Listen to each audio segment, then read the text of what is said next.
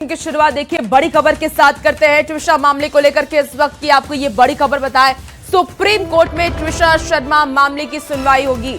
घटना दुर्भाग्यपूर्ण, मामले की निष्पक्ष जांच हो, ऐसा सुप्रीम कोर्ट का कहना है। जांच पूरी तरह निष्पक्ष और स्वतंत्र तरीके से हो। सुप्रीम कोर्ट ने ये बड़ी बातें कही है। न्याय प्रक्रिया पर भरोसा बनाए रखना जरूरी है। ट्विशा मौत मिस्ट्री का मामला अब देश की सर्वोच्च अदालत तक पहुंच गया है। सुप्रीम कोर्ट में इस पूरे मामले की सुनवाई की। चीफ जस्टिस सूर्यकांत की अगुवाई में 3 जज इस मामले की सुनवाई कर रहे हैं। ट्विशा के पिता बेंच के सामने ऑनलाइन पेश हुए।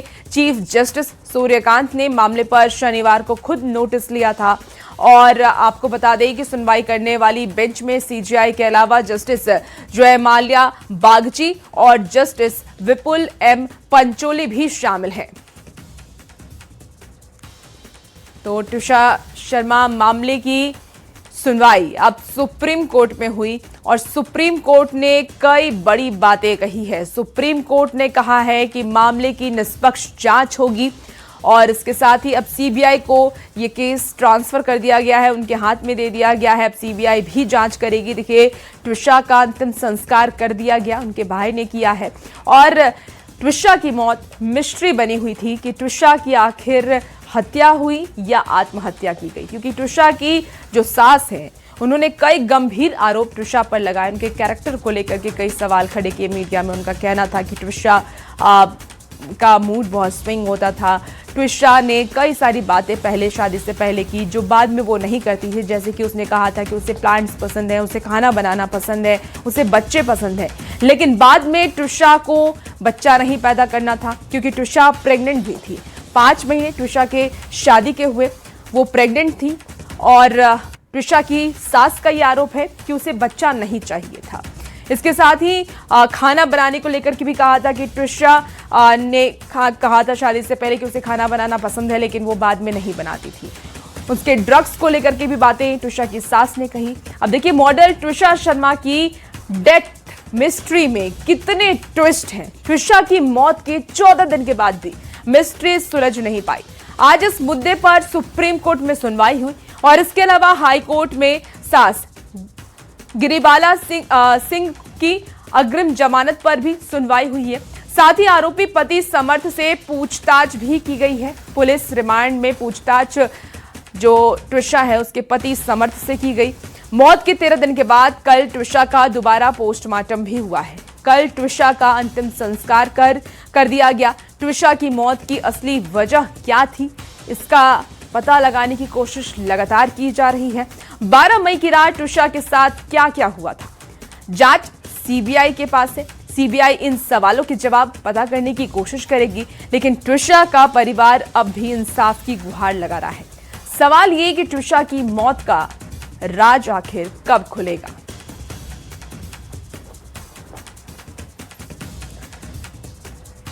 और ट्विशा शर्मा केस से जुड़ी एक और आपको बड़ी खबर बताते हैं। गिरिबाला सिंह की जमानत के खिलाफ याचिका दायर की गई है। अग्रिम जमानत रद्द करने को लेकर के सुनवाई हुई। गिरिबाला सिंह खुद लड़ सकती हैं अपना केस, तो एमपी सरकार और ट्विशा के पिता ने लगाई है याचिका। 15 मई को गिरिबाला सिंह को मिली थी अग्रिम जमानत। एमपी हाई कोर्ट में सुनवाई होगी। ट्विशा शर्मा केस को लेकर के इस वक्त की आपको ये सबसे बड़ी खबर बता रहे हैं। गिरिबाला सिंह की जमानत के खिलाफ याचिका दायर की गई। अग्रिम जमानत रद्द करने को लेकर के सुनवाई होगी।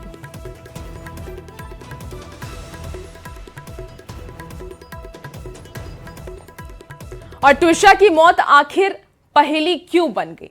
क्यों एक हंसती खिलखिलाती लड़की की मौत अब उलझी हुई थ्योरी में बदल चुकी है? क्यों हाई प्रोफाइल परिवार से जुड़े लोग अब इस एक दूसरे पर गंभीर आरोप लगा रहे हैं? क्यों इस केस में हर दिन नया दावा, नया सवाल सामने आ रहा है? और सबसे बड़ा सवाल तो ये कि टुकटुक के साथ उस घर में आखिर हुआ क्या था? रिपोर्ट के जरिए आपको दिखाते हैं।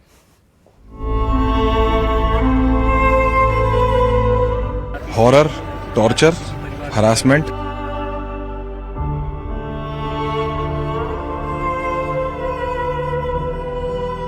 12 मई यानी ट्विशा की मौत की तारीख से अब तक इस केस में से कई एंगल हैं जिनकी वजह से कहानी और ज्यादा रहस्यमयी हो चुकी है।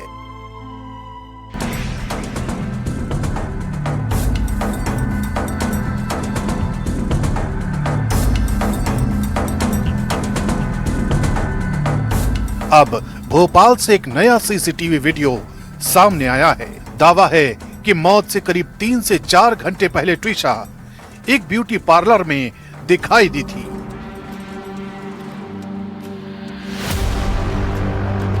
वीडियो में वो सामान्य नजर आ रही है, पार्लर के अंदर जाती हुई, बातचीत करती हुई, चेहरे की मसाज करवाते हुए।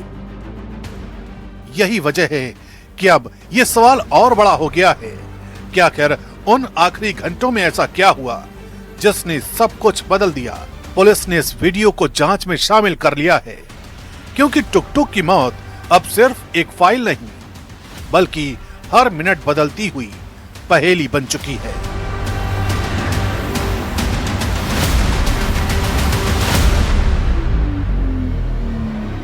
एक्यूज्ड अभी भी फ्री हैं। जो जा चुका है उसका चरित्र हनन की कोशिश लगातार जारी है। जो प्रेग्नेंट थी उससे पूछा जाता था कि ये किसका बच्चा है। वो इतनी पीड़ा में इस दुनिया से गई है, भेजी गई है कि ये जो है पूरा मानवीय न सिर्फ उन्होंने अपनाई, बाकी उसके बाद जो कुछ हो रहा है लग रहा है कि सब यहाँ मानवता है ही नहीं। ट्विशा की मौत का मामला किसी सामान्य परिवार में हुई मौत का केस नहीं है। ये 2 हाई प्रोफाइल परिवारों से जुड़ी ऐसी कहानी है जिसमें रिश्ते, रसूख, कानून और आरोप सब एक दूसरे से टकराते दिखाई दे रहे हैं।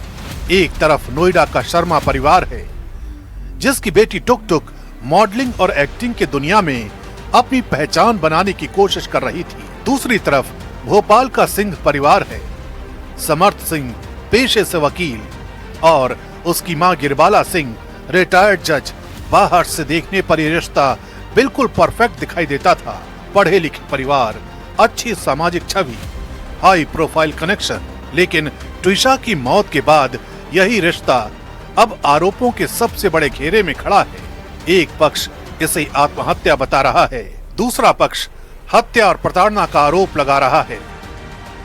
फिल्मी ड्रामा है, पहले दिन से ही हमें टरकाया जा रहा है। दुनिया भर के पहले स्टेटमेंट लिए जाते हैं, फिर कहा जाता है कि हम स्टेटमेंट दूसरा लेंगे, तीसरे दिन हमारी FIR होती है। अगर आप सिलसिलेवार तरीके से देखेंगे तो हमें सिर्फ टरकाया जा रहा था।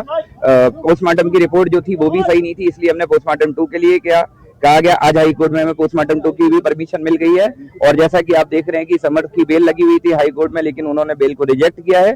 उसके बाद उन्होंने बोला कि मैं सरेंडर करने को तैयार हूं। तो आज जब उन्होंने सरेंडर किया है तो वो अंदर है, हम लोग खुद नहीं जा पा रहे हैं, वहां देखने नहीं जा पा रहे हैं। पूरा प्रशासन ने कंट्रोल कर रखा है। बार काउंसिल के जितने भी लोग हैं, एडवोकेट्स हैं, उन लोगों ने कवर कर रखा है सारा। गंदी गंदी गालियां दे रहे हैं, उल्टी सीधी मीडिया कर्मियों को भी गाली दे रहे हैं, जो कि आप भली बात ही। और इसी टकराव ने इस केस को पूरे देश में सुर्खियों का सबसे बड़ा मामला बना दिया है। हर दिन एक नया दावा, हर दिन एक नया वीडियो, हर दिन एक नया आरोप सामने आ रहा है, जिसका नतीजा ये है कि अब इस केस में गुस्सा और तनाव खुलकर कैमरे के सामने दिखाई देने लगा है। भोपाल में आरोपी सास गिरबाला सिंह के वकील इनोस जॉर्ज कार्लो मीडिया के सामने सवालों के दौरान अचानक भड़क उठे। सवाल पूछे जाने के बीच उनका पैर कार से दब गया, जिसके बाद वो कार के बोनट पर हाथ मारते हुए जोर जोर से चिल्लाने लगे। गए, मेरा पैर गया। अब कौन देगा इसका जवाब? कौन देगा इसका जवाब? मरवाना चाह रहे हैं आप लोगों को। मेरे पैर के ऊपर गाड़ी चढ़ गई, थोड़ी जगह तो दो इंसान को चलने फिरने की। ये कौन सा तरीका है यार आपका? सर, ट्विशा के परिवार का दावा है कि गिरबाला सिंह के रसूख की वजह से केस को प्रभावित करने की कोशिश की जा रही है। ट्विशा के पिता और भाई लगातार कह रहे हैं कि उन्हें निष्पक्ष जांच चाहिए और उन्हें डर है कि कहीं सबूतों और गवाहों को प्रभावित न किया जाए। परिवार का कहना है कि अगर शुरुआत से जांच सही दिशा में होती तो इतने बड़े सवाल नहीं खड़े होते। लड़ाई कंटिन्यू हो रही है, सही डायरेक्शन मिला है इसको। और मैं ये बोलना चाहूँगा कि ये सिर्फ मेरी और मेरी धर्मपत्नी की लड़ाई नहीं थी, ये हमारे पूरे परिवार प्लस त्रिशा के जितने भी समर्थक हैं, उनके दोस्त हैं जो देश के हर कोने कोने से सपोर्ट दे रहे हैं हर फॉर्म में, उन सब की ये उनके प्रयासों के लिए एक छोटा सा प्रमाण है। अभी we have a long way to go. Trisha के पिता हैं नवनिधि शर्मा, जो कि भोपाल में अपनी बेटी की इंसाफ की लड़ाई लड़ रहे हैं। कल दिन भर अदालत में थे, आज भी उन्होंने बातचीत की है। सर, जो फिलहाल अभी तक समर्थ की गिरफ्तारी नहीं हुई है, ये बड़ी चिंता का विषय है। जो उनकी माताएं हैं वो चैनल पर आकर के इंटरव्यू दे रही हैं और बोल रही हैं कि वो हमारे उसको लीगली हम देख रहे हैं कि समर्थ के साथ में क्या किया जाए। तो इसका मतलब वो साफ साफ दिख रहा है समर्थ उनकी कस्टडी में है, समर्थ की प्रेजेंस उनको पता है कहाँ पर है।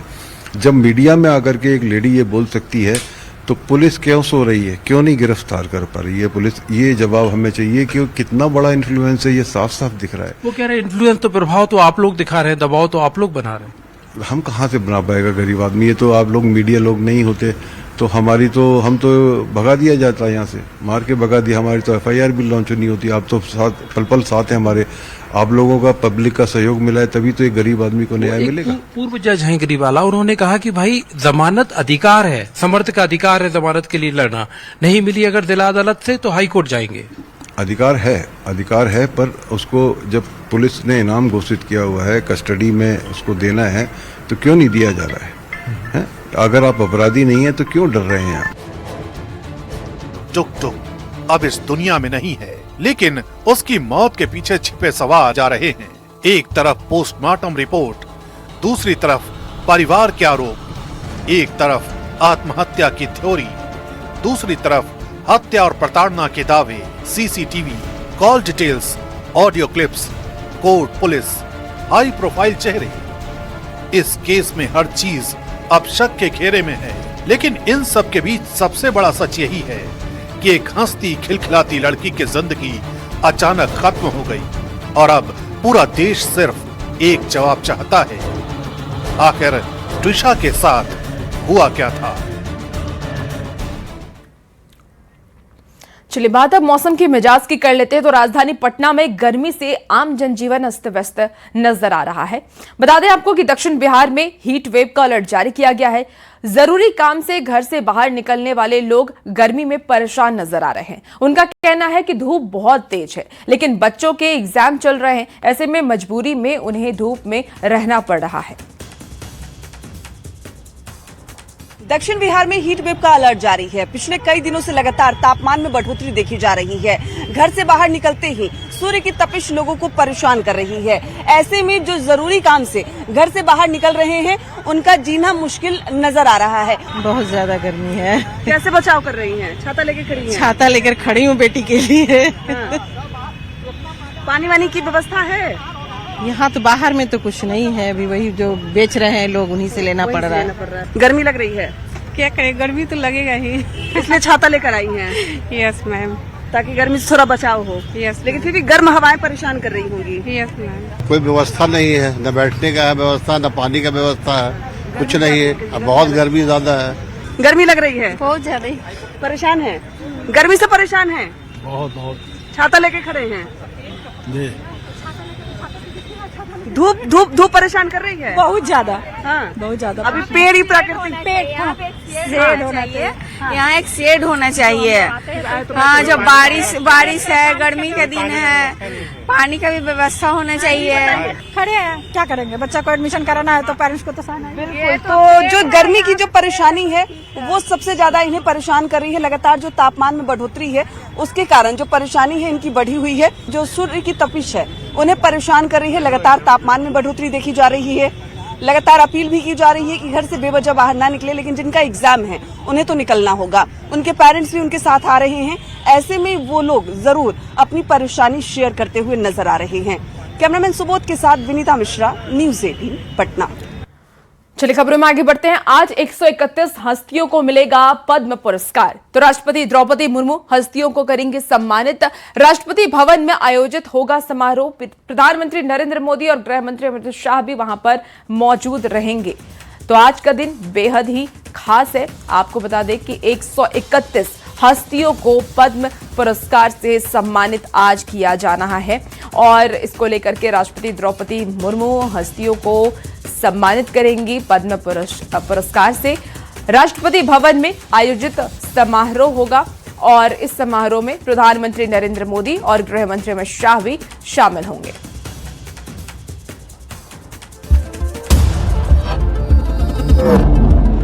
देश के विकास, कला, साहित्य और समाज सेवा में अपना सर्वस्व न्यौछावर करने वाली महत्वपूर्ण शख्सियतों को भारत सरकार इस साल के प्रतिष्ठित पद्म पुरस्कारों से नवाजने जा रही है। पद्म पुरस्कार 2026 वितरण समारोह का भव्य आयोजन 25 मई 2026 को राष्ट्रपति भवन के ऐतिहासिक दरबार हॉल में किया जाएगा। इस बेहद खास समारोह में भारत की राष्ट्रपति द्रौपदी मुर्मू सभी विजेताओं को उनके अनुकरणीय योगदान के लिए सम्मानित करेंगी। इस साल भारत सरकार ने कुल 131 पद्म पुरस्कारों की घोषणा की है। इनमें 5 पद्म विभूषण, 13 पद्म भूषण और 113 पद्मश्री पुरस्कार शामिल हैं। पुरस्कार पाने वालों में 19 महिलाएं शामिल हैं, जबकि 16 लोगों को मरणोपरांत सम्मान दिया जाएगा। चलिए आपको पद्मश्री 2026 के लिए कुछ महान हस्तियों की झलकियां दिखाते हैं। सबसे पहले ग्रेटर नोएडा के जेवर के रहने वाले देश के star para high jump athlete Praveen Kumar को खेल के क्षेत्र में उनकी बेमिसाल कामयाबी के लिए पद्मश्री 2026 सम्मान से नवाजा जाएगा। सोमवार को राष्ट्रपति भवन में उन्हें ये सर्वोच्च सम्मान मिलेगा। प्रवीण कुमार का जन्म सन 2003 में उत्तर प्रदेश के गौतम बुद्ध नगर में हुआ था।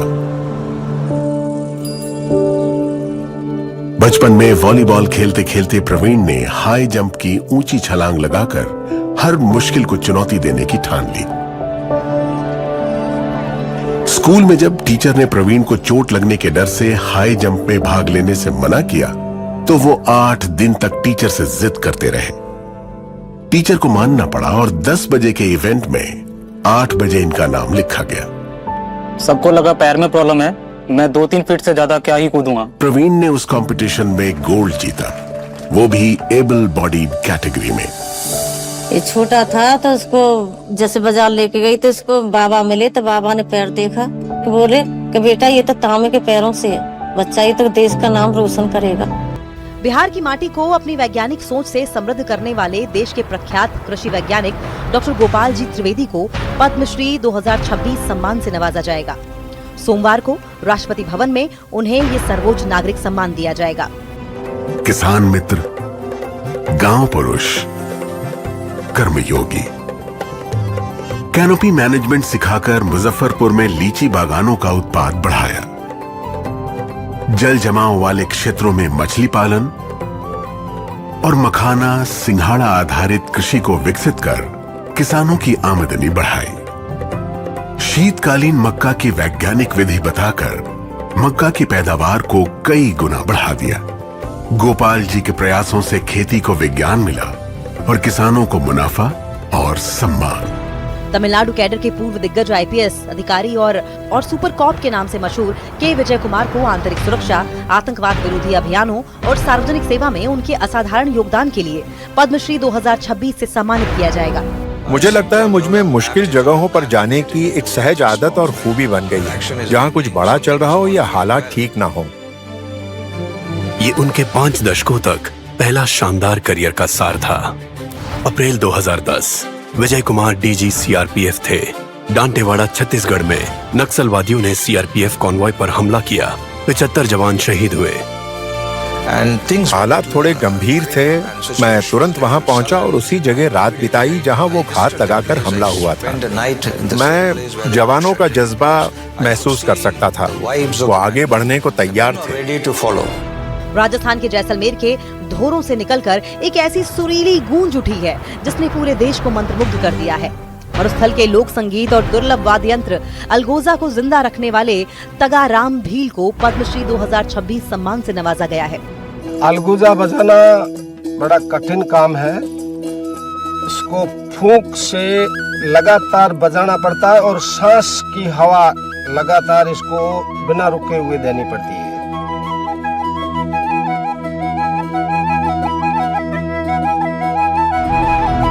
भारतीय महिला हॉकी की किस्मत बदलने वाले और हरियाणा के शाहबाद को देश की सबसे बड़ी हॉकी नर्सरी बनाने वाले दिग्गज कोच बलदेव सिंह को पद्मश्री 2026 से सम्मानित किया जाएगा। सोमवार को राष्ट्रपति भवन में उन्हें ये सर्वोच्च नागरिक सम्मान दिया जाएगा।